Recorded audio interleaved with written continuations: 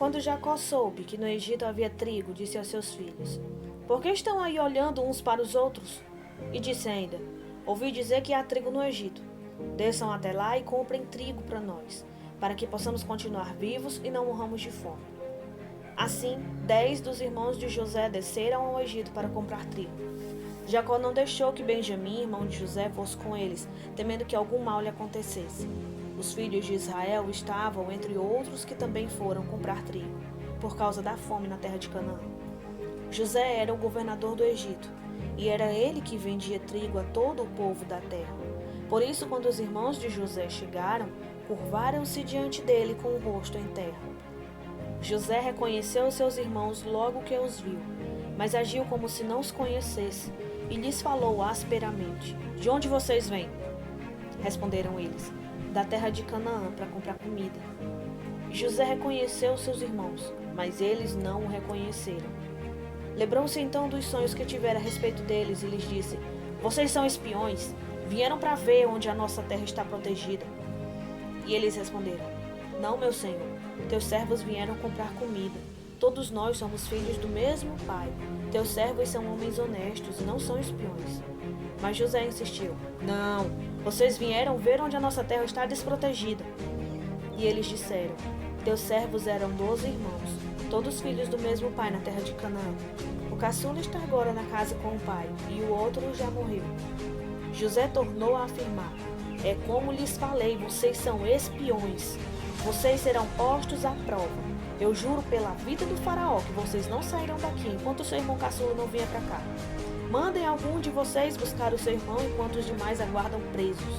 Assim ficará provado se suas palavras são verdadeiras ou não. Se não forem, juro pela vida do faraó que ficará confirmado que vocês são os espiões. E os deixou presos 3 dias.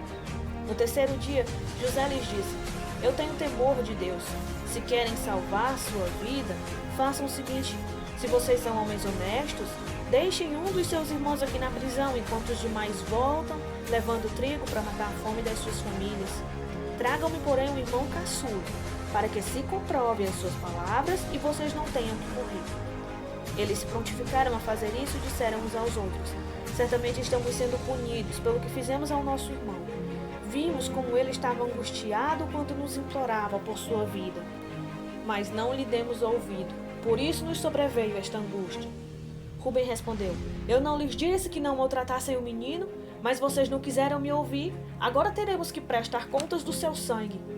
Eles, porém, não sabiam que José podia compreendê-los, porque ele lhes falava por meio de um intérprete. Nisso, José se retirou e começou a chorar, mas logo depois voltou e conversou com eles de novo.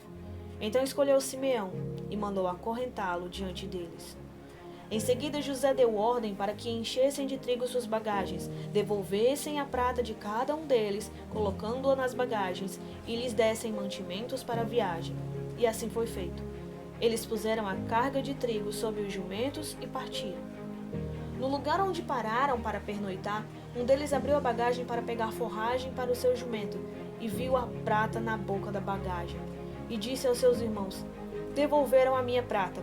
Está aqui na minha bagagem. Tomados de pavor em seu coração e tremendo, disseram uns aos outros: Que é isto que Deus fez conosco?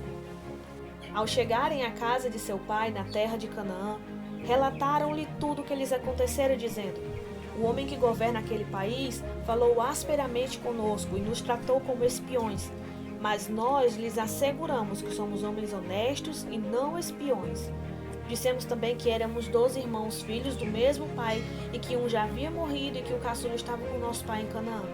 Então o homem que governa aquele país nos disse: Vejamos se vocês são honestos.